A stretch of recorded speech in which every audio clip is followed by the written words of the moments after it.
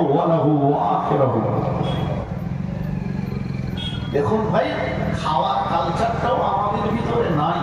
জি, খানা বাড়ি, বিয়ে বাড়ি, রেস্টুরেন্টে, ধাবাতে, হোটেলে খেতে গেছে মুসলমানের ছেলেটা, টাকা রয়েছে তো দেখছে পাশে আরো লোক খাচ্ছে, আমি যদি প্লেট পরিষ্কার করে চেটে বসে খাই না, এরা আমাকে হাঙর বলবে, ছুঁচো বলবে, এরা আমাকে ডাইনি বলবে।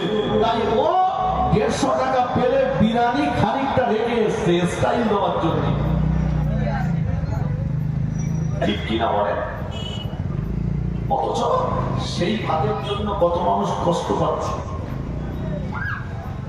হযরত ওমর রাদিয়াল্লাহু আনহু মদিনার খলিফা ও রোম সম্রাটের কাছে গেলেন, রোমের বাদশার দরবারে গেলেন। বিভিন্ন দেশের রাজা বাদশারা একত্রিত হয়েছেন, দস্তরখানা বিছিয়ে দিলেন।